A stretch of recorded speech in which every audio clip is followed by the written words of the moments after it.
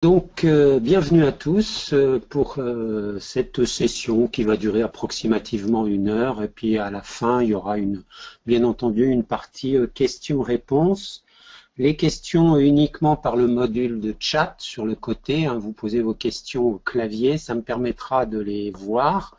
Bien entendu, après je lirai vos questions afin que tout le monde en profite et donc j'essayerai d'y répondre au mieux. Alors quelques mots d'abord sur Man on Machine, qui sommes-nous et quel est l'agenda de cette présentation. Donc il va y avoir une présentation de Man on Machine, ensuite des slides un peu techniques sur AutoCAD Map, son environnement technique, ses prérequis, ses fonctionnalités et les fonctionnalités sur la partie FDO. Après il y aura une partie présentation, démonstration.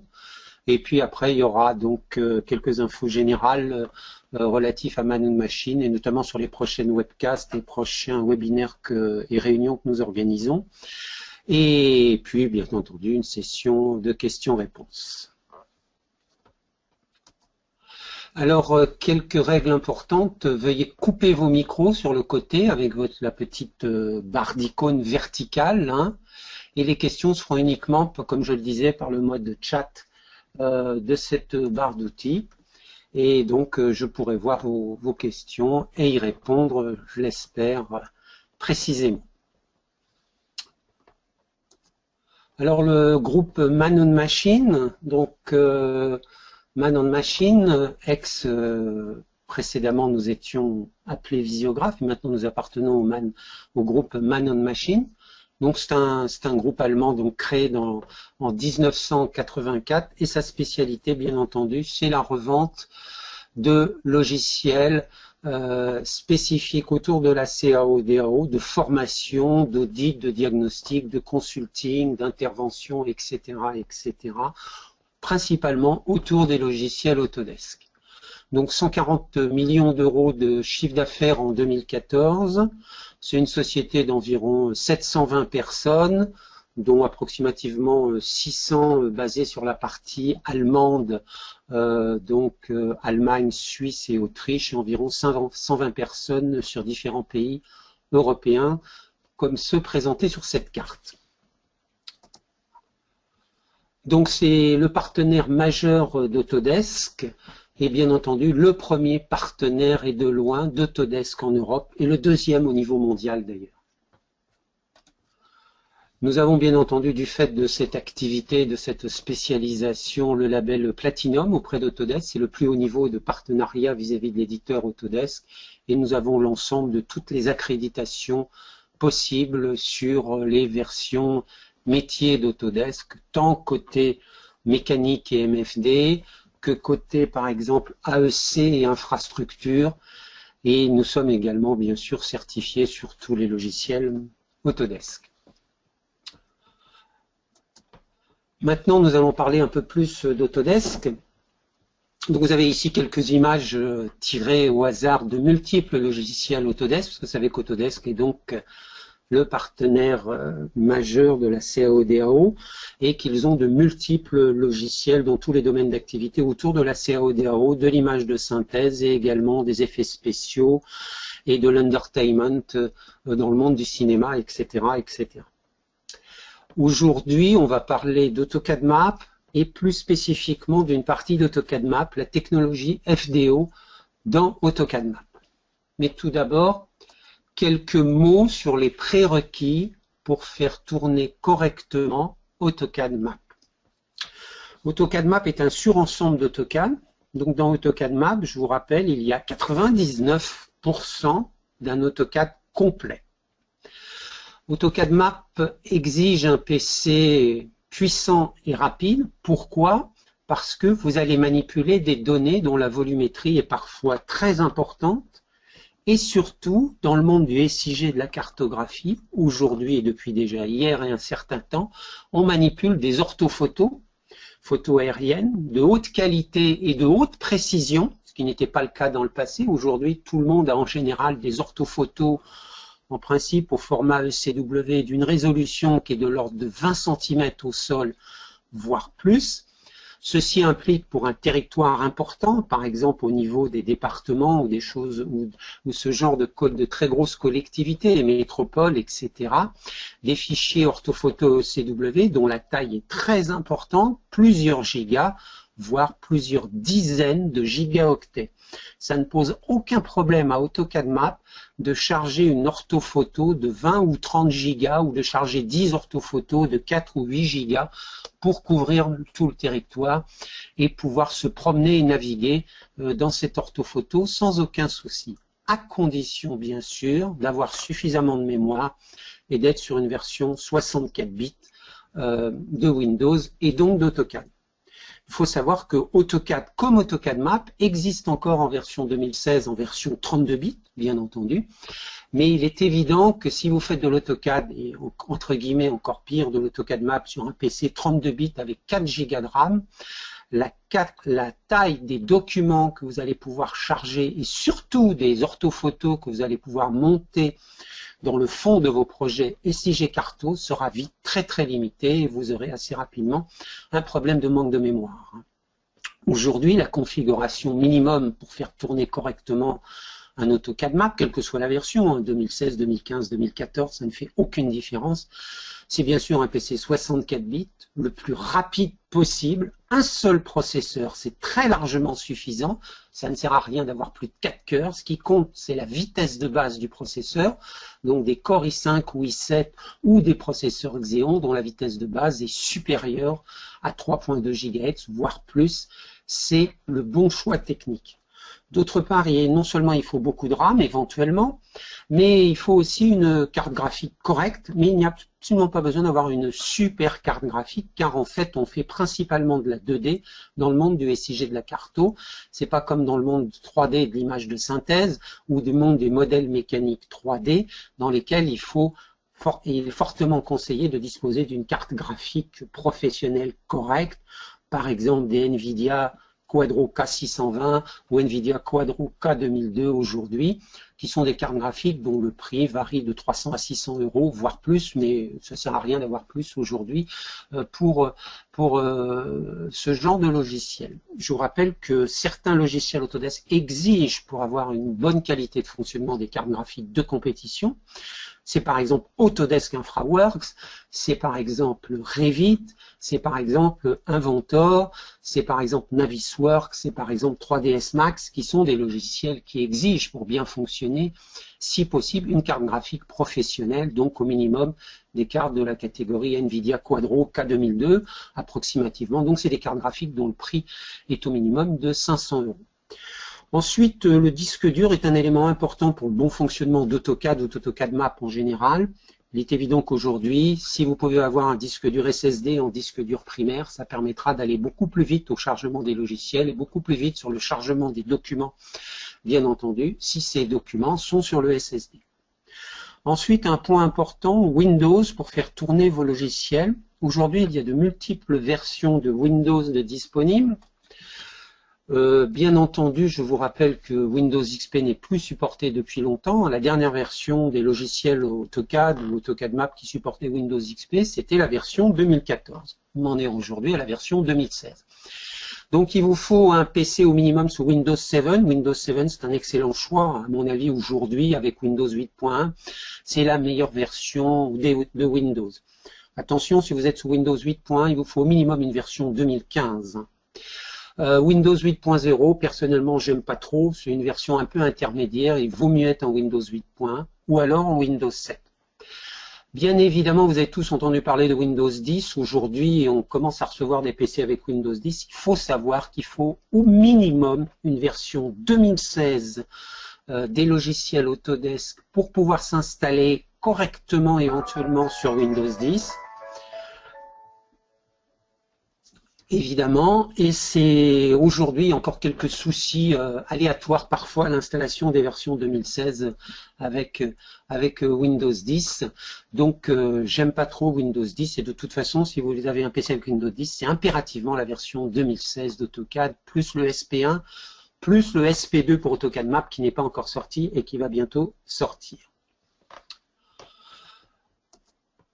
Un point très important que je vous montrerai, qui est quelque chose de générique relatif à AutoCAD depuis la version 2015. On a une toute nouvelle ligne d'état qui peut poser des problèmes sur des résolutions graphiques qui sont insuffisantes en termes de nombre de pixels à l'horizontale. Je vous montrerai ça dans quelques instants.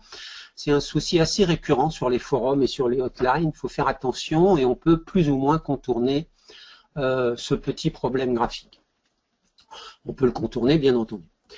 Ensuite, un autre problème qui existe depuis AutoCAD 2014 sur lequel je vais revenir, parce qu'on le voit souvent également sur les forums et les hotlines, c'est aujourd'hui, nombre de fonctionnalités d'AutoCAD sont liées à la connexion avec Autodesk 360. Autodesk 360, c'est ce qui vous permet avec votre login et votre password d'être connecté sur le cloud Autodesk, sur votre compte, où vous avez une capacité de stockage de 5 Go, de 25 Go, tout dépend de votre abonnement et de votre souscription. C'est très pratique. Cependant, il y a un petit inconvénient. Dès que vous installez un logiciel de niveau 2014, 2015, 2016, Autodesk vous propose d'installer Autodesk 360 aussi, bien entendu. Je vous conseille très très fortement d'accepter l'installation d'Autodesk 360, puisque de toute façon, vous pouvez plus tard refuser sa connexion, bien entendu, car nombre de fonctionnalités d'Autodesk sont de plus en plus liées à Autodesk 360 et à la connexion sur le cloud Autodesk 360. Par exemple, une nouveauté des fonctionnalités d'AutoCAD 2014, c'était afficher les photos aériennes Bing Maps en fond d'écran. Il était impératif, il est toujours impératif d'être connecté à Autodesk 360 pour pouvoir avoir cette fonctionnalité avec AutoCAD 2014 et 2016. D'autre part, avec AutoCAD 2015, il y a eu une grosse amélioration sur cette fonctionnalité. C'est à partir d'AutoCAD 2015 que l'on peut, entre guillemets, capturer ou embarquer ces orthophotos Bing Maps dans ses projets AutoCAD. Et donc, après, disposer de ces orthophotos dans son DWG pour pouvoir non seulement les visualiser comme avec AutoCAD 2014, mais surtout pouvoir les imprimer sur votre imprimante ou traceur et également en PDF. Au moment de la capture de l'orthophoto, il est impératif d'être connecté sur son compte Autodesk 360. Par contre, une fois qu'on a embarqué ou capturer l'orthophoto, après on peut être déconnecté du web et déconnecté d'Autodesk 360 et donc on peut utiliser l'orthophoto visuellement en fond d'écran et on peut toujours l'imprimer parce qu'elle a été capturée dans son projet AutoCAD. C'est très pratique. Je reviens ici sur la synchronisation. Vous voyez à gauche ce qui se passe à l'installation par défaut. Le problème qu'il y a, c'est que Autodesk propose éventuellement la synchronisation automatique de vos projets avec votre compte cloud Autodesk 360. Donc, si jamais vous avez l'option Copy Automatically qui est cochée, ça peut arriver si vous ne faites pas attention et tout. Ça veut dire que chaque fois qu'avec votre AutoCAD, AutoCAD LT, AutoCAD Map, etc., vous ouvrez un DWG, en local ou sur le réseau, et que vous le réenregistrez, il est enregistré sur votre disque dur local et en réseau, et en même temps, une copie est copiée sur le cloud Autodesk sur votre compte, pour tous les DWG ouverts avec tout ce qui est dedans. Vous allez rapidement, au bout de quelques jours ou semaines d'utilisation, saturer votre compte Autodesk 360 en termes de volumétrie, mais surtout également, le gros problème, c'est que ça utilise au moment de l'enregistrement, si vous manipulez des très gros documents AutoCAD, vous allez éventuellement plus ou moins saturer la bande passante Internet web de votre PC et de votre collectivité ou de votre organisation informatique. Récemment, j'ai eu un petit souci chez un client dont le service informatique s'était aperçu que le bureau d'études, avec ses AutoCAD et l'Autodesk 360 connectés, avait quand même utilisé 40 gigas de bande passante parce qu'ils synchronisaient tous leurs dessins sur le web, sur leur compte cloud Autodesk, ils ne le savaient pas. Donc, comme indiqué ici à droite, il faut absolument cocher l'option ne jamais copier, ou éventuellement, et comme ça, vous serez tranquille, vous pourrez toujours vous-même, à la main, copier les documents quand vous le désirez sur votre compte Autodesk, ou éventuellement, à la rigueur, mais j'aime pas cocher l'option confirme avant de copier. Je continue. Quelques liens intéressants, de toute façon, vous aurez le PowerPoint au format PDF, donc quelques rappels sur lesquels je passe rapidement, bien évidemment. Il est important aujourd'hui de voir un peu tout ce qui se passe sur YouTube parce que Autodesk a des centaines et des centaines de vidéos qui sont placées sur YouTube et qui sont quand même de magnifiques démonstrations de tout ce qu'on peut faire avec les différents logiciels Autodesk. Mais revenons à AutoCAD Map. AutoCAD Map a eu de nombreux services packs ou correctifs.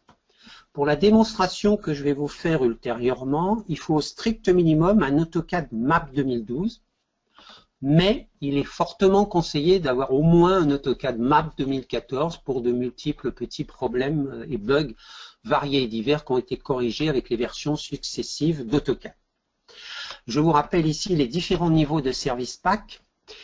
Aujourd'hui, on a un service pack 1 sur AutoCAD Map et d'autres 2016, d'autre part un service pack 1 sur AutoCAD 2016. On est tous en attente du service pack 2 sur AutoCAD Map 2016 qui intégrera le service pack 1 d'AutoCAD. Parce qu'actuellement, les services packs sont désynchronisés malheureusement entre AutoCAD 2016 et les versions métiers, en l'occurrence Map, et on ne peut pas installer comme on veut.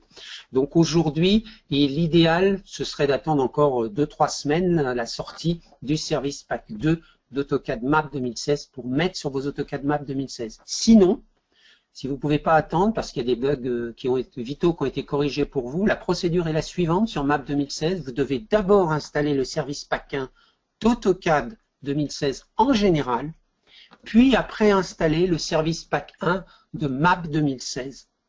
Et là, vous aurez donc un AutoCAD Map 2016 niveau SP1 pour la partie AutoCAD et à côté niveau SP1 pour la partie Map. Alors que bien sûr, quand on aura le SP2 sur Map 2016, on aura tout d'un coup. Revenons maintenant à AutoCAD Map 3D et ses fonctionnalités. Donc aujourd'hui, voilà l'ensemble des fonctionnalités possibles grâce au module Map qui est intégré dans AutoCAD Map. Aujourd'hui, énormément de collectivités ou de bureaux d'études ont des AutoCAD Maps, même s'ils l'utilisent qu'à 5, 10 ou 15% de leurs fonctionnalités pour un certain nombre de possibilités vitales offertes par AutoCAD Map. L'insertion des images géoréférencées, la gestion des M-polygones ou polypolygones ou multipolygones. Je n'en parlerai pas spécifiquement dans cette démonstration. Les données d'objets, c'est absolument vital, les données attributaires, notamment lors de l'échange et l'interopérabilité avec les logiciels de SIG, très utilisé bien entendu dans tous les projets AutoCAD Map, les fonctions de map import et de map export pour l'interopérabilité, les fonctions de nettoyage de dessin, une fonction map clean, l'étirement élastique, ADE Airsheet, la gestion du groupe de dessin et des requêtes sur le groupe de dessin, ça c'est du map pur et dur, ça n'a rien à voir avec le FDO, je n'en parlerai pas spécialement, mais si vous avez des questions, je pourrais bien sûr vous dire un peu ce que l'on peut faire avec ce genre de choses. Et c'est également par le groupe de dessin et les requêtes que l'on peut refaire de la reprojection graphique avec AutoCAD Map au niveau des DWG dans tous les systèmes de protection entre les anciens Lambert 1, 2, 3, 4 étendus vers les nouveaux Lambert 93 et les 9 zones Lambert CC et bien sûr aller-retour dans les deux sens. Autre fonctionnalité en général d'AutoCAD Map, toute la partie FDO dont je vais vous parler un peu plus ultérieurement. Donc la technologie FDO qui vous permet de vous connecter directement aux données SIG avec de très nombreuses fonctionnalités fort intéressantes. On a également donc d'autres fonctionnalités sur AutoCAD Map, tout ce qui est la topologie, la gestion de la topologie et les requêtes que l'on peut faire sur l'analyse de topologique, de recherche de chemin de plus court, de propagation et ainsi de suite. J'en parlerai pas particulièrement dans cette démonstration, mais n'hésitez pas à poser des questions. À la fin, je pourrais vous en dire quelques mots si nécessaire. La génération d'atlas automatique, ça c'est quelque chose qui n'est pas lié au FDO, qui marche aussi bien sur des objets FDO que sur la partie DWG. C'est ce qui vous permet de générer donc des atlas de 100 pages, 200 pages, 300 pages si nécessaire. C'est extrêmement pratique. La génération de grilles et de carvoyages, bon, on peut également trouver des programmes Lisp qui font ce genre de choses. Les modèles métiers TopoBase, ça c'est très spécifique, ça vient de la partie TopoBase d'AutoCAD Map en liaison avec Oracle, voire avec SQLite. Le suivi de coordonnées et un certain nombre d'autres fonctionnalités diverses et variées. Mais revenons au FDO. Alors, le FDO, historiquement, a commencé à apparaître très discrètement dans AutoCAD Map 2005 et 2006. C'était sur la connexion avec ArcSDE, en fait, c'était caché. Il a commencé à être disponible avec son panneau de connexion à partir des versions 2007-2008 et il a commencé à bien fonctionner à partir des versions 2010 ou 2011. C'est à partir des versions 2010-2011 qu'on a commencé à bien jouer avec le FDO dans AutoCAD Map. Le FDO a eu une très grosse mise à jour à partir de MAP 2012, pour ça que je dis qu'il faut avoir au minimum MAP 2012 aujourd'hui, puisque un ensemble de fonctionnalités, tout le moteur FDO Engine a été revu et recompilé et amélioré dans AutoCAD MAP 2012. Alors que permet le FDO? Le FDO permet, contrairement à la fonction MapImport, qui vous permet d'importer des données SHP, MIFMI, TAB, SDF, etc. en DWG, permet de se connecter directement aux données SIG et assurer l'interopérabilité.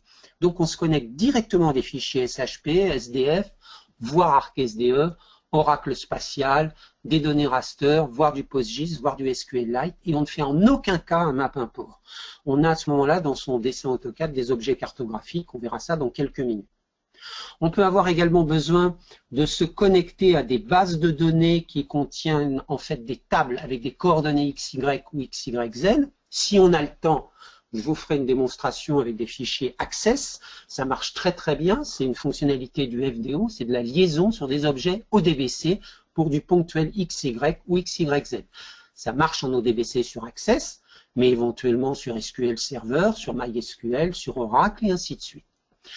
Que permet le FDO? Le FDO permet de faire des requêtes plus ou moins sophistiquées, bien évidemment de générer des étiquettes plus ou moins simples ou complexes, permet également de faire des champs virtuels calculés, permet éventuellement aussi de réaliser des jointures avec les bases de données et l'ODBC en liaison avec les données attributaires du graphique.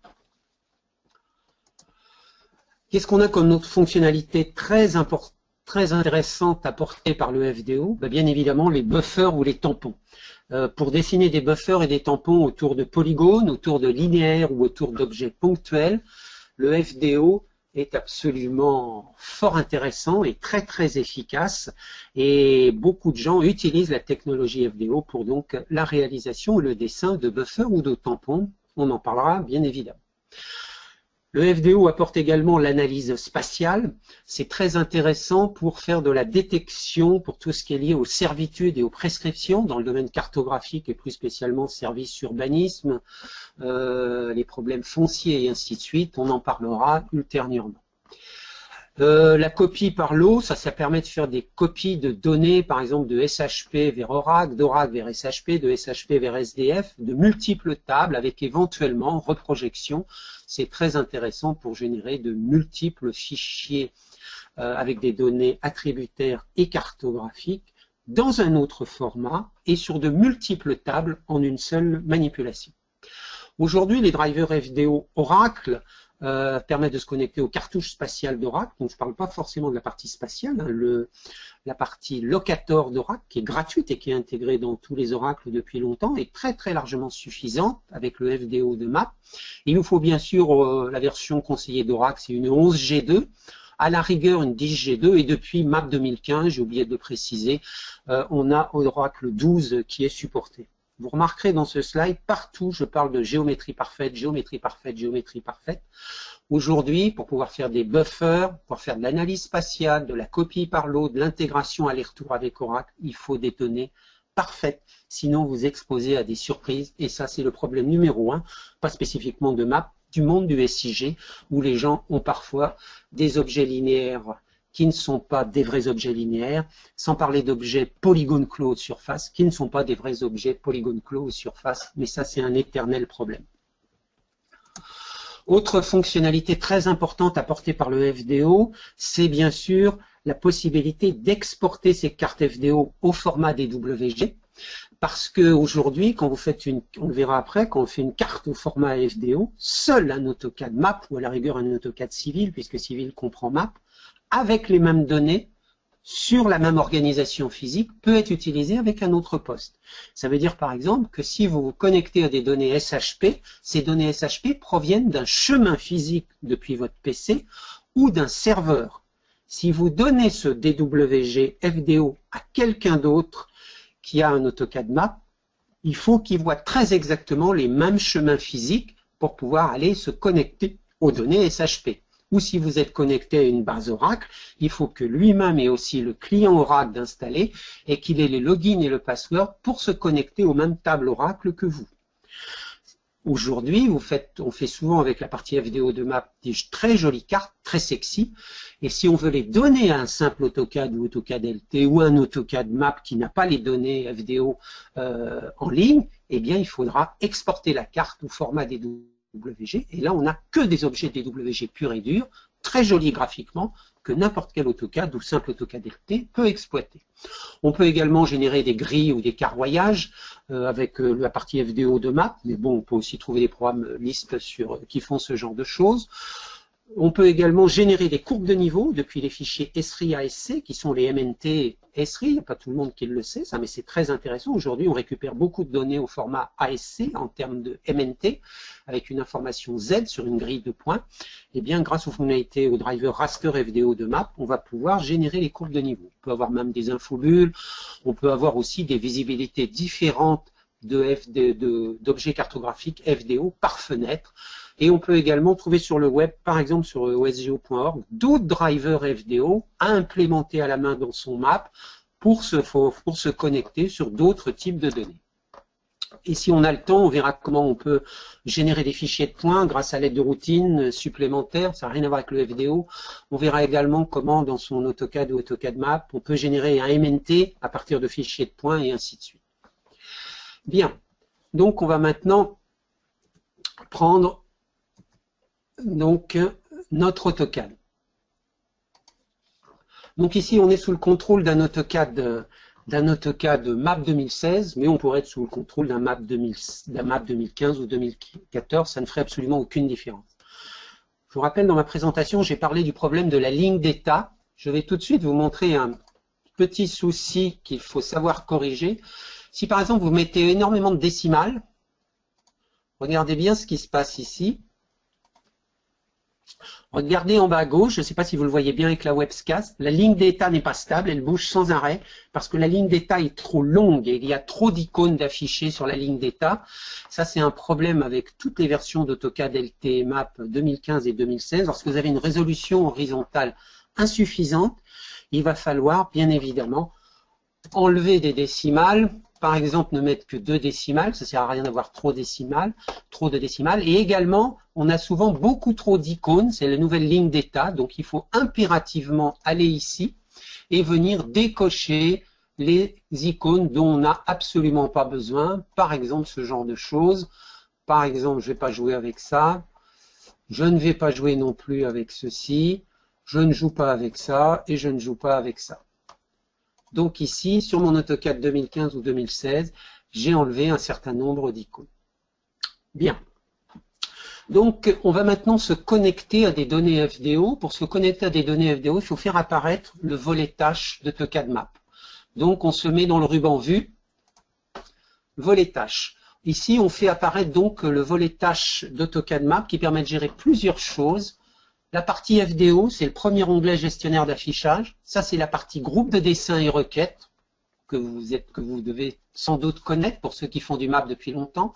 C'est la partie génération d'atlas automatique. Ça, c'est la partie topographique qui n'est absolument pas utilisée dans AutoCAD Map et qui a fort peu d'intérêt. Donc, nous, on va s'occuper que de la partie gestionnaire d'affichage FDO et on va se connecter à des données FDO.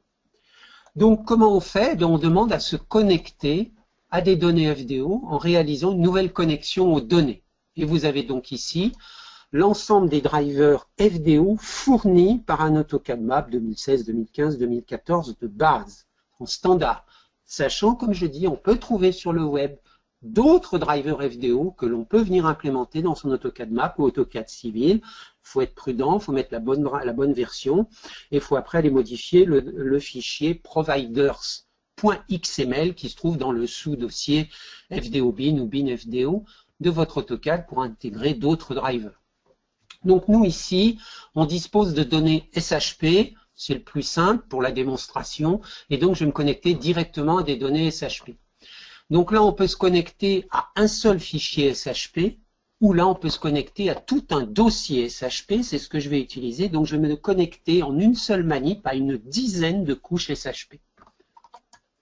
Comme ceci, donc je vais aller sur mon disque dur, mais ça pourrait être sur le réseau.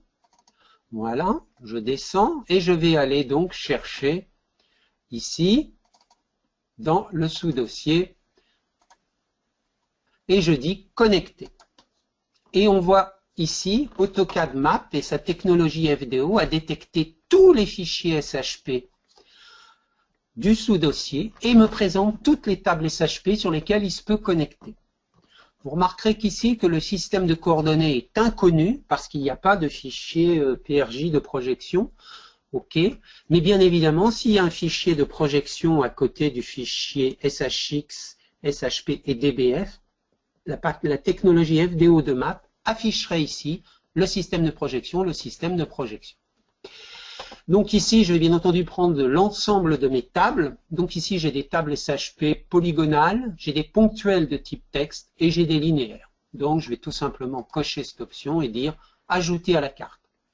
Avant de faire ajouter à la carte, on remarquera ici qu'on peut faire, j'en reparlerai plus tard si j'ai le temps, ajouter une couche ou plusieurs couches avec des requêtes spécifiques. Ça, c'est très intéressant. Par défaut, en cochant ajouter à la carte, je vais prendre toute la couche SHP, de toutes les tables SHP sélectionnées. Mais ici, je pourrais très bien m'appuyer sur un polygone, m'appuyer sur une zone géographique particulière pour ne faire monter les données SIG extérieures, en l'occurrence ici du SHP, que dans le polygone choisi. Ou ne faire monter par exemple que les parcelles dont la surface est supérieure à 1 hectare. Je vais faire au plus simple, ajouter à la carte. AutoCAD Map se connecte. Bon, il y a un petit bémol sur une couche section, mais il n'y a pas de souci particulier en fait sur cette couche. Il a détecté un faux problème.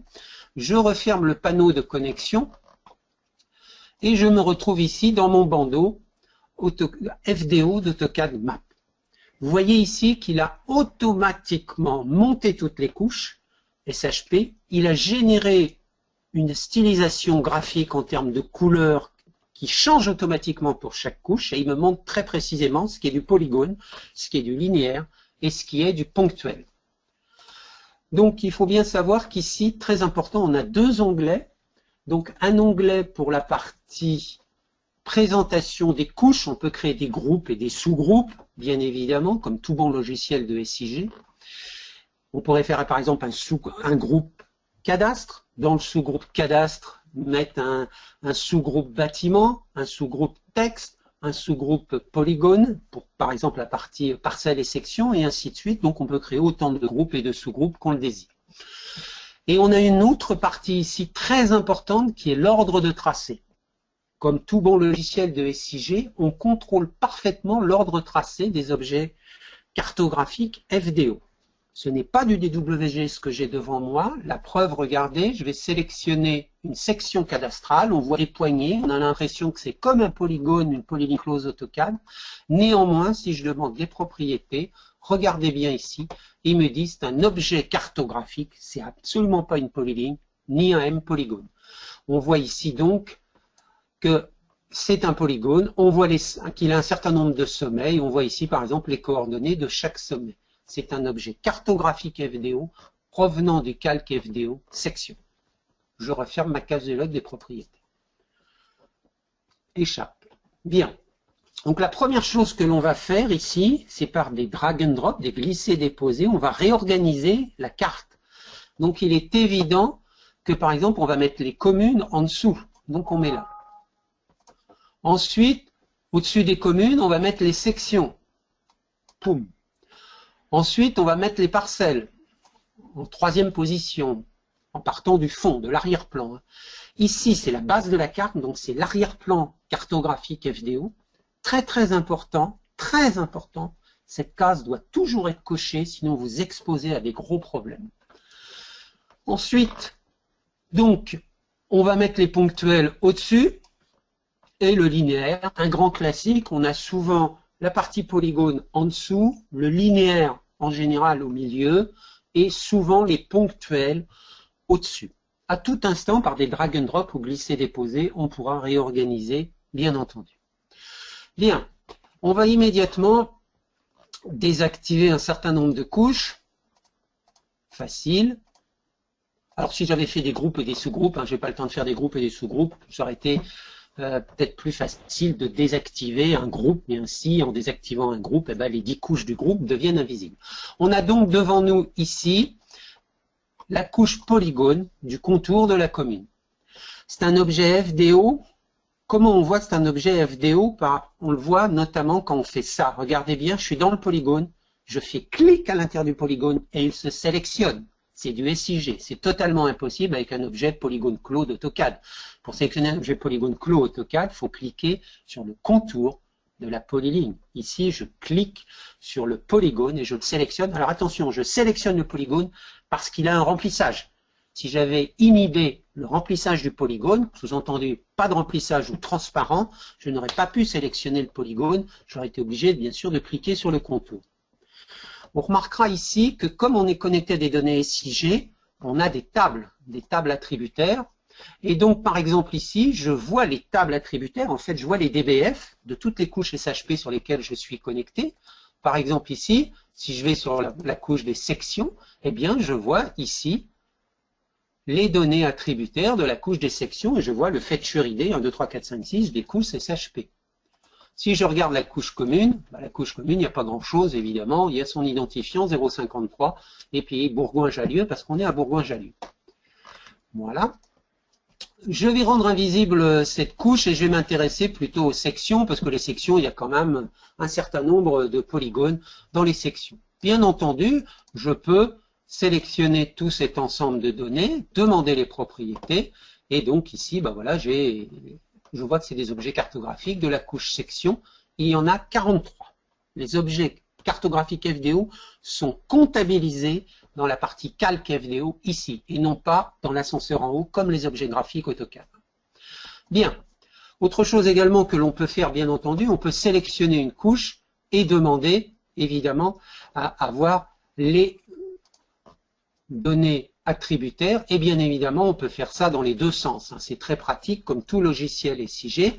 Regardez, j'ai sélectionné un ou plusieurs polygones de section, et immédiatement, il me montre les données attributaires. Je peux aussi faire dans l'autre sens, toc, et puis je peux aussi faire avec Shift. J'en prends, vous voyez, Shift et Contrôle me permettent, dans la vue des données attributaires, d'aller sélectionner N lignes, et je vois immédiatement 3 polygones qui sont sélectionnés.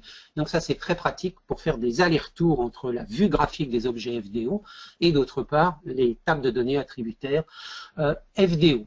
Donc ça, c'est extrêmement intéressant, comme tout bon logiciel de SIG. Bien, ensuite, on va s'intéresser ici aux sections cadastrales, et on voit bien évidemment ces sections cadastrales, on peut, si vous faites un clic-clic ici, on peut évidemment contrôler leur représentation graphique. Ok, on peut gérer bien entendu, je n'aurai pas spécialement le temps de vous en parler, mais gérer des plages d'échelle, donc de dire par exemple de 0 à 5000, je représente les sections cadastrales de telle façon, par exemple uniquement avec un polygone extérieur, et au-delà du 5 millième, je représente les sections cadastrales avec un polygone extérieur d'une autre couleur, et à ce moment-là, un remplissage. Donc à ce moment-là, j'aurai le remplissage des sections cadastrales qui a une échelle supérieure au 5 millième, et en dessous du 5 millième, j'aurai simplement le contour des sections cadastrales. On peut avoir autant de représentations graphiques ou stylisations graphiques que l'on désire par plage d'échelle que vous désirez. C'est illimité. Donc très souvent, on a 2, 3, 4 représentations pour certains objets, afin bien sûr de ne pas encombrer la visualisation graphique quand on voit la totalité de la zone sur laquelle on travaille. Au niveau de la stylisation graphique, je ne rentrerai pas spécialement dans les détails. Il faut savoir que l'on contrôle tout. Et comme tout bon logiciel de SIG, bien évidemment, vous contrôlez pour ce qui est le type de polygone, pour les polygones, la représentation du contour extérieur et d'autre part la représentation du remplissage éventuel si vous avez un remplissage. On peut multiplier les représentations graphiques, donc on peut faire quelque chose qui est classique dans l'échelle de SIG mais impossible dans AutoCAD. On peut par exemple pour un polygone avoir un double trait extérieur, un rouge épais, plus un petit liseré vert discontinu sur l'axe central. On demanderait simplement 2 bordures de contour de polygone, un rouge avec une certaine épaisseur et d'autre part un trait fin avec un type de ligne discontinu. Et également, on peut multiplier les remplissages. On pourrait avoir un remplissage avec un fond colorié à plat couleur, plus mettre par-dessus un autre remplissage avec par exemple des petits carrés, et ainsi de suite. Donc au niveau stylisation graphique, c'est très performant. Mais ce qui est encore plus intéressant dans le FDO, c'est qu'ici, on contrôle la représentation soit en taille fixe, Donc par exemple ici, périphérique, ça veut dire je suis en taille fixe à l'écran, taille fixe à l'imprimante. Soit en mode carte que j'utiliserai pas, en mode carte c'est comme AutoCAD, en mode cartographique c'est comme du DWG, on va dire par exemple je vais faire 5 mètres, et bien pour des textes, ça veut dire que mes textes font 5 mètres de haut. Donc à la vue générale de la collectivité, on verrait à peine un point noir. Et si on zoome suffisamment, eh bien, on verrait des textes de 5 mètres de haut. Et si on zoome beaucoup, eh bien, on voit le texte qui remplit toute la parcelle. Si vous cochez carte, c'est comme AutoCAD. Bien sûr, il faudra mettre mètre, évidemment. Mais beaucoup plus intéressant, si vous cochez périphérique, en millimètres, ça serait mieux. Vous pouvez contrôler l'échelle de représentation qui sera à taille fixe à l'écran, taille fixe à l'imprimante, quelle que soit l'échelle de sortie, que vous sortiez au centième ou vous sortiez au 10 millième, les textes par exemple des numéros de section feraient toujours 50 mm de haut. Je vais vous le montrer sur les étiquettes. Je vais faire ça, ça ne m'intéresse pas pour le moment. Et je vais venir ici. Par défaut, quand vous montez une couche FDO, interopérabilité SIG oblige, on a des données attributaires en général, et ici par exemple j'ai le numéro de section cadastrale. Évidemment j'aimerais bien le voir, et bien il suffit d'ajouter une étiquette FDO, donc même principe, donc je vais demander à des données attributaires de s'afficher dans ma cartographie FDO, je vais demander périphérique en millimètres, ajouter une étiquette FDO, donc ça va être un texte multiple ou un texte simple en Arial à telle hauteur, on va dire par exemple millimètres, ça serait peut-être mieux. Voilà, on va essayer, on va commencer avec 8. Et qu'est-ce que je vais mettre comme texte? Par défaut, il m'écrit le mot texte. Mais non, ça ne m'intéresse pas. Je déplie cet ascenseur et je vais récupérer la donnée attributaire section key, qui est en fait le numéro de section cadastrale. Et puis on va changer la couleur. On va dire de mettre ça en rouge, juste pour voir. Je fais appliquer, fermer. Et vous voyez le résultat ici. Voilà. Donc, voilà, j'ai maintenant un texte qui est dessiné. Et vous remarquerez également que les textes sont avec étiquette dynamique. Tant qu'il a de la place, il essaye de garder le texte à l'écran. Et c'est assez amusant, ça bouge dans tous les sens. Et vous remarquerez également que je zoome, j'ai beau zoomer, le texte reste à la même hauteur. Bon là, il n'arrive plus à les mettre, c'est normal. Il faudrait que je joue avec les plages d'affichage et que je dise que je l'ai fait afficher qu'à partir du 10 millième, par exemple. Mais bon, passons. Et donc, c'est très intéressant. Voilà ce que représente ce que c'est qu'une taille fixe. C'est impossible à faire dans AutoCAD, bien entendu. Alors en fait, dans ce que l'on fait en général pour ce genre de couches linéaires ou polygones, en fait, on fait des copier-coller des couches FDO et on a en fait de multiples couches dans un groupe de calque ici. On a un groupe de couches qui serait par exemple section cadastrale, avec section cadastrale que le graphique, mais pas d'étiquette. Et on a une autre couche en dessous dans laquelle on a l'étiquette, mais pas de représentation graphique. Donc très souvent, on double les couches par des copier-coller dans un groupe, ce qui permet, suivant les besoins, on coche la couche où on a la représentation graphique avec éventuellement un aplat couleur, oui, non, et on coche ou pas la couche qui met que la donnée attributaire, en l'occurrence ici les sections cadastrales, sans aucune représentation graphique. C'est ce qu'il faut faire. En général, c'est extrêmement pratique et performant. Je vais rendre invisible ce genre de choses et je vais maintenant m'intéresser par exemple aux parcelles. Il y a environ 12 000 parcelles, donc là il y a déjà beaucoup plus de monde. Okay, et on a donc ici les parcelles. Alors, gros avantage du FDO ici, c'est que bien sûr, comme c'est du FDO, si la représentation graphique vous convient, eh bien, cette représentation graphique peut être à tout instant, je vais rajouter quand même, par exemple, ici, le linéaire d'électricité, le linéaire du gaz. Bah, le gaz, on va quand même lui mettre quelque chose d'un peu plus joli. Le gaz, c'est un peu jaune, avec un peu d'épaisseur de trait.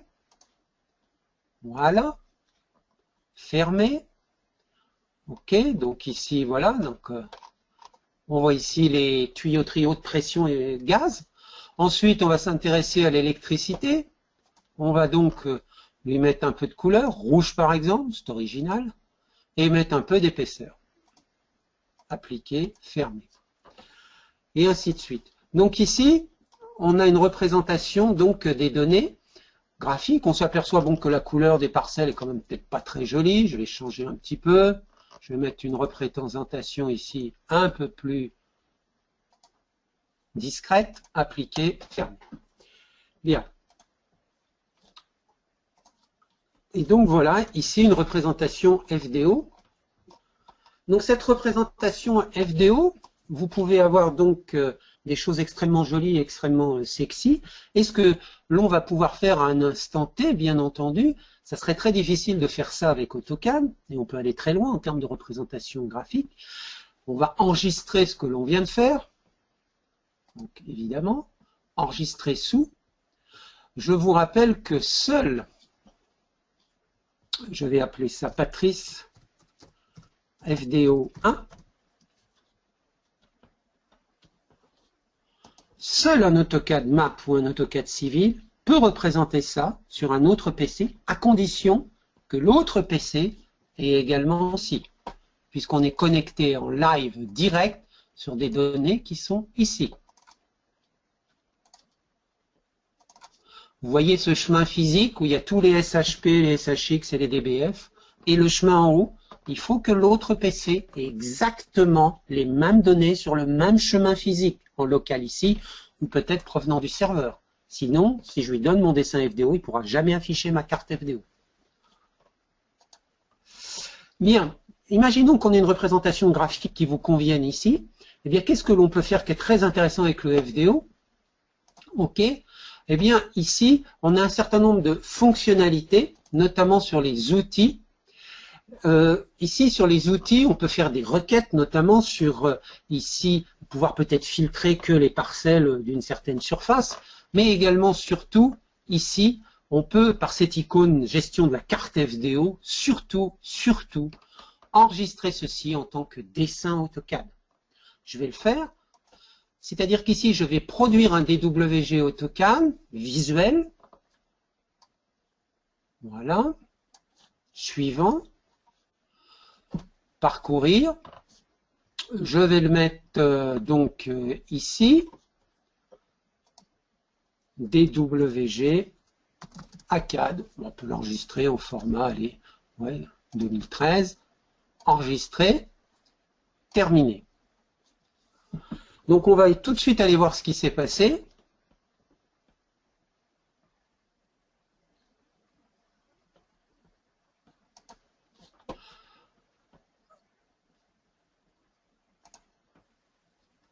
Où est-ce que je l'ai enregistré? Il est là. Voilà. Donc voilà, vous avez devant vous un DWG AutoCAD pur et dur provenant d'un export d'un DWG FDO cartographique. Regardez, qu'est-ce que j'ai là? Eh bien, c'est une vraie Polylink Close AutoCAD. Échappe. Qu'est-ce que j'ai là? C'est évidemment une vraie hachure associée, une vraie hachure AutoCAD. Qu'est-ce que j'ai là? J'ai une vraie Polylink AutoCAD. Polylink, et ainsi de suite, avec une épaisseur à 0,9 mm pour montrer l'épaisseur de trait relative, et ainsi de suite. Donc le gros intérêt du FDO, et beaucoup de gens utilisent le FDO, c'est notamment pour assez vite faire des objets, des cartes graphiques FDO extrêmement sexy en termes de présentation, de coloriage et de stylisation graphique, avec des étiquettes textes multiples et extrêmement sophistiqués. Et après, ils exportent cette carte au format DWG pour être prise par un AutoCAD LT et ainsi de suite, ou autre logiciel non Autodesk qui relie parfaitement le DWG. Autre point intéressant, chaque couche FDO que vous avez à gauche qui est activée, qui est visible, égale un calque AutoCAD. Ça veut dire plus vous avez des couches FDO, par exemple vous avez 40 couches FDO de visibles au moment de l'export, ça fera 40 calques dans le dessin AutoCAD. Et c'est également pour ça que je disais qu'il faut dupliquer, copier-coller les couches quand il y a des labels ou des étiquettes pour avoir la couche section cadastrale avec que les Polylink Close et les hachures à plat couleur, et d'autre part avoir une couche section code avec que les textes des étiquettes. Comme ça, les gens dans AutoCAD ont deux calques AutoCAD, l'un avec la représentation graphique, l'autre avec les étiquettes texte, et ils peuvent faire visible, invisible facilement. Sinon, vous avez tout sur le même calque. Maintenant, autre intérêt également du FDO, par exemple, c'est je parlais de l'analyse spatiale. Ici, par exemple, on voit que l'on dispose ici de couches, bien évidemment, de gaz, et d'autre part, on a le parcellaire. Et donc, ici, on va donc analyser.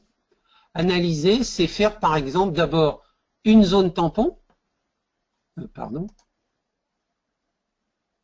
une zone tampon, il faudrait que je prenne le bon icône. Donc, pour faire la zone tampon, je vais sélectionner cette couche de gaz, cette couche de gaz et cette couche de gaz. C'est linéaire de gaz. Donc ici, distance, on va prendre par exemple ici 25 mètres. Ça va faire un calque qui s'appelle zone tampon. Gaz 25 mètres. Et ça va générer un fichier au format SDF, c'est obligatoire. Malheureusement, j'ai pas le choix. Hein. Zone gaz tampon. Je vais l'appeler Mme Patrice. Ça fait un fichier SDF. Donc c'est un format open source, graphique. Plus tard, on pourra le remettre en SHP. Enregistré. Ok. Je demande pas à faire de fusion. On peut fusionner ou pas les zones tampons. En général, on fait ce niveau de fusion. Hein, c'est assez logique. Et je fais OK. Donc AutoCAD génère la zone tampon. La preuve, regardez, on va bien la voir ici. Voilà la zone tampon qui a été générée autour du gaz. Si je vous remets le gaz, on le voit bien ici. Je vais enlever un peu d'épaisseur de trait au gaz, on verra mieux.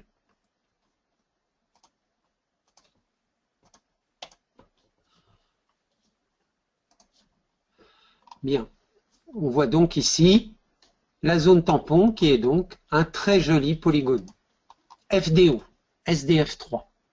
Et bien évidemment, un grand classique de l'analyse spatiale, c'est détecter, problème de prescription et de servitude par rapport à la canalisation gaz haute pression, quelles sont toutes les parcelles impactées par la zone tampon de 25 mètres de chaque côté de la ligne de gaz. Et bien ça, c'est toujours bien évidemment dans la partie analyse de map et du FDO en particulier. Après avoir fait une zone tampon FDO, on va faire donc évidemment maintenant une superposition ou une analyse spatiale FDO. Donc voilà. Et bien entendu, je vais demander en sélectionner la source, je vais demander à impacter la couche FDO des parcelles. Donc je vous rappelle, c'est une couche FDO, donc c'est du SHP, du SDF, de l'Oracle spatial, du PostGIS, du SQLite, j'en passe des meilleurs. Et on va impacter ces 12 000 parcelles par un autre polygone que je viens de générer de la zone tampon gaz, des 25 mètres autour des 3 grosses canalisations haute pression gaz, et on va faire un calcul d'intersection. Suivant, parfait, il va générer un autre SDF bien entendu. On est plutôt en France en mètres carrés, ok, et puis ici, on se met en mètres, c'est mieux. Suggestion, on prend les options par défaut qui sont correctes après avoir pris du mètre et du mètre carré, bien entendu. Ce que va prendre les options par défaut d'AutoCAD Map en analyse spatiale sont correctes. Et ici, on va faire terminer. Et on demande à générer une nouvelle couche, très important par défaut, c'est tout. On va générer une nouvelle couche FDO de polygone qui est en fait la zone de chaque parcelle impactée par les 25 mètres de la zone tampon buffer autour des canalisations gaz. Terminé. Donc AutoCAD fait le calcul, AutoCAD Map et le FDO en particulier. Voilà. Et on va avoir encore une autre couche FDO. Je vais enregistrer mon dessin, toujours enregistrer son dessin régulièrement. Regardez, je rends invisible ça. Et ce que l'on voit ici, c'est donc, j'ai laissé en jaune bien évidemment la canalisation gaz haute pression. Et regardez, on voit que ceci est un polygone extrait de la couche des parcelles. Et ici, j'impacte très légèrement la parcelle 322 de la section D. Et ici, j'impacte de façon un peu plus conséquente la parcelle 388 de la section D, et ainsi de suite, et ainsi de suite. D'ailleurs, si je remets visible la couche des parcelles, on voit bien ici, vous voyez, on a ici le polygone, on a la parcelle, vous voyez, ici on voit bien la parcelle 322 de la section D, échappe, et elle est impactée bien évidemment sur cette partie-là par la canalisation gaz haute pression au niveau des ICT, hein, bien évidemment, 322, section D. On a les données attributaires, ça veut dire qu'en plus, ici on demande la visualisation de la table visualisation de la table de parcelle intersection, par exemple. Et ici, vous remarquerez que j'ai ici l'ensemble 309 polygones de générés. Hein, on peut trier par section et tout. Et donc, j'ai ici 309 polygones générés. C'est donc 309 polygones provenant des parcelles impactées par la DICT 25 mètres autour de la canalisation gaz haute pression. Très important également, il faut savoir que toutes les données qui sont là, vous pouvez bien entendu ici tout sélectionner, ok, copier-coller par exemple pour amener ça dans un fichier texte, dans Excel ou dans tout ce que vous voulez, hein. Il n'y a aucune limite là-dessus, d'accord. Donc c'est très facile, on peut exporter après et donc on exporte au fichier CSV les informations des 300 polygones d'impact sur les parcelles. Donc après, vous faites des traitements avec Excel de rapprochement. C'est très simple puisqu'on a également sous Excel les 12 000 polygones des parcelles. Donc pour après faire des calculs statistiques assez faciles de pourcentage d'impact, j'en passe et des meilleurs. Donc la seule manip après qui resterait à faire, bien entendu, je vous rappelle, on a des fichiers SDF3 de génération des polygones tampons buffer. On a des fichiers SDF3 suite à l'analyse spatiale. Donc après, ce que l'on fait en général, c'est on fait des maps import de ces fichiers SDF3 pour l'avoir en DWG pur et dur, c'est très intéressant. Et également après, on fait un export au format SHP si on doit redonner ceci au format SHP, bien entendu. C'est un grand classique parce que le SDF3, c'est un format intéressant, mais bon, il y a peu de logiciels de SIG aujourd'hui qui ont des drivers pour relire le format SDF3, qui est le résultat des buffers FDO et de l'analyse spatiale FDO d'AutoCAD. Donc évidemment, presque tout le monde derrière le réimporte avec MapImport et le réexporte au format SHP et génère un DWG à la volée. Bien entendu ici, on peut faire aussi un export de la zone. Donc par exemple ici, voilà, je rends tout invisible, on voit ici, je peux bien entendu faire aussi là un export de la carte en tant que dessin AutoCAD en visuel. C'est l'option par défaut qui est satisfaisante. Voilà. Et puis par exemple ici, DWG CAD Impact. Et j'ai évidemment un DWG AutoCAD. Attention, le DWG AutoCAD suite à l'export de la carte FDO est purement graphique. Je n'ai que des données graphiques. Je n'ai aucune donnée attributaire cachée derrière, ce qui veut donc dire qu'il aurait fallu bien sûr générer de nombreuses étiquettes FDO sur de multiples calques pour, par exemple, après, en exploitation graphique, savoir quelle est la parcelle impactée. Parce que là, après, dans AutoCAD, il n'y a plus de données attributaires du tout. Donc, en général, on génère des couches FDO d'étiquettes sur les buffers, bien évidemment, pour avoir les données vitales. Et on fait la même chose sur les impacts intersections FDO d'analyse spatiale pour pouvoir avoir ça en format purement graphique avec des textes simples AutoCAD pour exploitation dans AutoCAD et AutoCAD LT. Donc là, juste une toute petite idée du FDO. Ok.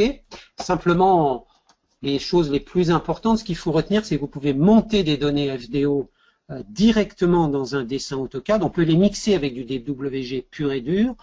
On génère donc des représentations graphiques particulièrement sexy. On peut faire des cartes thématiques également, bien entendu. Juste un dernier petit truc. Par exemple, je désactive ça. Et par exemple ici, je vais reprendre une couche extrêmement simple. Voilà, je vais reprendre par exemple les sections cadastrales. Voilà. Et puis sur les sections cadastrales, ici, je vais demander par exemple à faire une thématisation, par exemple, voilà, de telle à telle couleur, juste pour faire un coloriage pour s'amuser. Bien évidemment, on peut ici passer du vert, par exemple au rouge. Ok.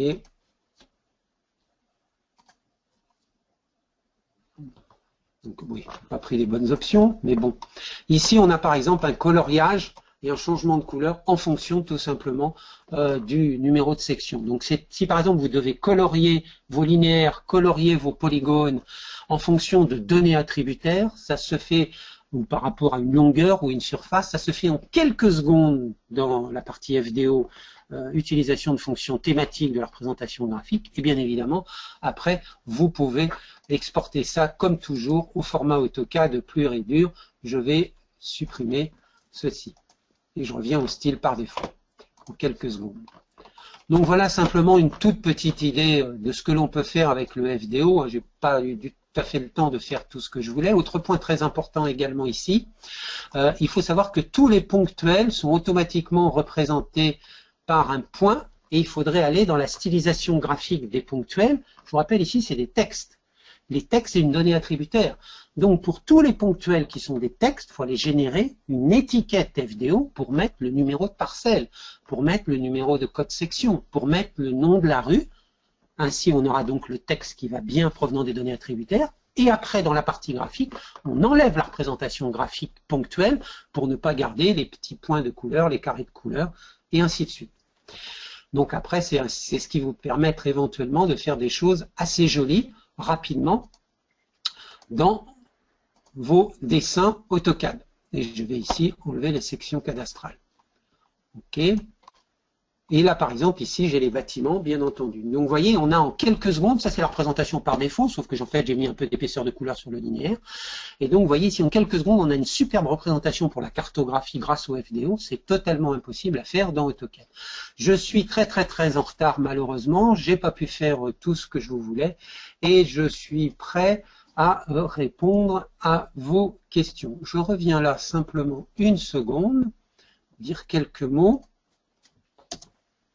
Donc, j'ai pas eu le temps malheureusement de parler de ces routines, mais évidemment, si vous avez des fichiers de points X, Y, Z, il faut deux routines, l'une pour ces fichiers de points CSV extérieurs, les monter en tant que points graphiques dans AutoCAD, et d'autre part avec la routine triangulette, ça n'a rien à voir avec le FDO, tout ça, mais c'est très important dans un monde SIG cartographie, vous allez pouvoir, à partir de ces fichiers de points X, Y, Z, générer un MNT en 3D face dans votre AutoCAD ou AutoCAD Map.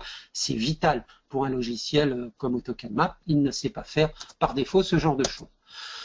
Je vous rappelle un point très important, le 6 novembre, je pense que ça pourrait intéresser de nombreuses personnes d'entre vous, le matin, là, vers 10h30, comme aujourd'hui, il y a une webcast de présentation sur Autodesk InfraWorks. C'est un logiciel qui monte, qui est particulièrement sexy, hyper démonstratif, et je pense que dans le monde du SIG Carto et des infrastructures à grande échelle, vous devez vous intéresser à Autodesk InfraWorks. Nous avons également, puisque nous faisons énormément de BIM, le 24 novembre, une grande journée BIM dans nos locaux à Paris. Vous pouvez reprendre contact avec nous pour cette grande journée BIM, bien entendu. Et donc maintenant, j'écoute vos questions par chat, s'il vous plaît. Malheureusement, je suis très en retard et je n'ai pas pu montrer tout ce que je désirais montrer.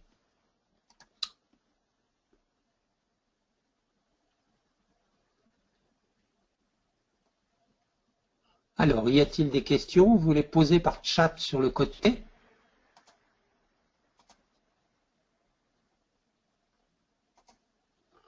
Relative aux fonctionnalités d'AutoCAD Map, ce qu'on peut faire ou pas faire avec AutoCAD Map, ce qu'on peut faire ou pas faire avec la partie FDO et ainsi de suite. Patrice, est-ce que tu m'entends? Très bien. Tu as des questions qui sont apparues dans l'onglet questions de la part de Pierre-Emmanuel Sautreau. Peut-on faire des isochrones avec un map? Pas vraiment. Pas vraiment. Malheureusement. Alors, seconde question, peut-on ajouter ou enlever des sommets à une polyligne FDO, équivalent Lisp AVX DVX?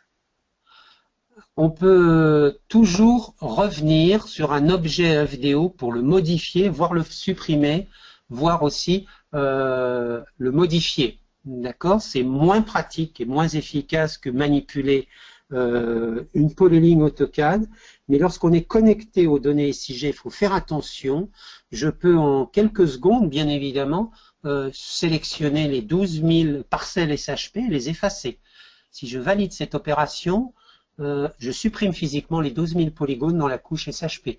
Je peux en quelques secondes saisir une nouvelle parcelle, lui donner un numéro de parcelle, un numéro de section et ainsi de suite, et l'ajouter à la couche des parcelles et ainsi de suite. Donc il ne faut pas oublier, et c'est très pratique, mais il faut être hyper structuré, organisé et méthodologique. On peut sur les couches FDO faire de la saisie graphique.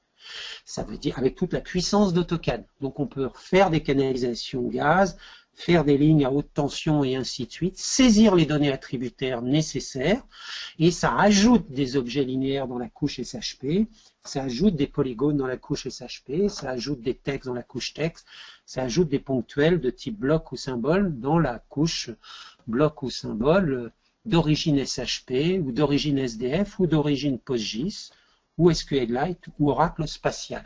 Mais il faut faire attention. D'accord, merci. Alors, question suivante, peut-on modifier la valeur d'un attribut de plusieurs polygones FDO en une seule fois? Donc, il faut savoir que ici, ok, donc je vais remettre les sections. Ok, donc ici, donc c'est ok. Donc ici, par exemple, je vais sélectionner trois sections cadastrales, section key variée. Attention, hein, bien évidemment. Hein. Je viens de, entre guillemets, bousiller le code section de 3 polygones en même temps. Okay. En fait, la mise à jour est en attente. Elle est actuellement bufferisée dans le cache de map. Il faut savoir, très important qu'en FDO, tout se passe en cache dans map. Tant que je ne suis pas sorti, que je n'ai pas validé, c'est en attente dans le cache. Ce n'est pas encore impacté réellement sur les fichiers SHP, PostGIS, SQLite, Oracle d'origine. Mais quand je vais sortir, ou que je vais enregistrer le DWG, il va me poser une question très spéciale. Voulez-vous envoyer vos mises à jour, entre guillemets, vers les couches SIG FDO? Si je réponds oui, alors là, j'impacte réellement les données. Donc la réponse est oui. Mais faites attention et soyez prudents. C'est très efficace et très puissant. Y a-t-il d'autres questions? Oui, dernière question. Possibilité de se connecter en FDO sur des fichiers EDIGEO.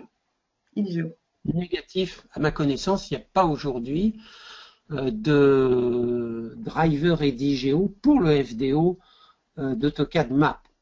Dans CFFME, logiciel bien connu, il y a un excellent driver EDIGEO. Maintenant, à ma connaissance, mais si bien sûr quelqu'un connaît, je suis preneur, s'il y a un driver EDIGEO FDO de disponible, ça rendrait bien des services à de nombreuses personnes. Je suis tout à fait d'accord. Aujourd'hui, il faut malheureusement passer par des outils tierces pour travailler sur de l'EDIGEO. Merci. Ben, écoute, c'était la dernière question, en tout cas qui a été posée par l'onglet question. Ah, alors, au départ de FDO, on avait rencontré des soucis pour impression d'objets FDO, problème résolu en 2014. Donc ça, c'est une intervention de Dominique Arnoux. C'est pour ça que je disais, pour faire du MAP et du FDO, il est fortement conseillé d'avoir au moins une version MAP 2014. 2015 ou 2016, ça ne fera pas beaucoup de différence. Donc c'était une question, donc effectivement, d'accord, très bien. Une excellente réponse. Est-ce que vous avez d'autres questions? N'hésitez pas à m'envoyer un mail hein, si vous avez des interrogations, des questions, vous avez besoin de conseils sur les logiciels Autodesk en général, quels qu'ils soient, hein, en termes de ce qui est possible de faire ou pas possible de faire, quel autre logiciel serait nécessaire pour assurer telle ou telle fonctionnalité. Envoyez-moi un mail, je ne vous répondrai pas forcément instantanément, mais je vous répondrai. Je vous rappelle également que le mail général, c'est au niveau technique chez nous, c'est support@manonmachine.fr. Y a-t-il d'autres questions? Non, pas d'autres questions a priori. Donc, je pense qu'on va pouvoir terminer la Donc rendez-vous le 6 novembre pour la présentation InfraWorks. Voilà. Bah, merci à tous pour votre présence et puis très bonne fin de journée. Merci. Au revoir.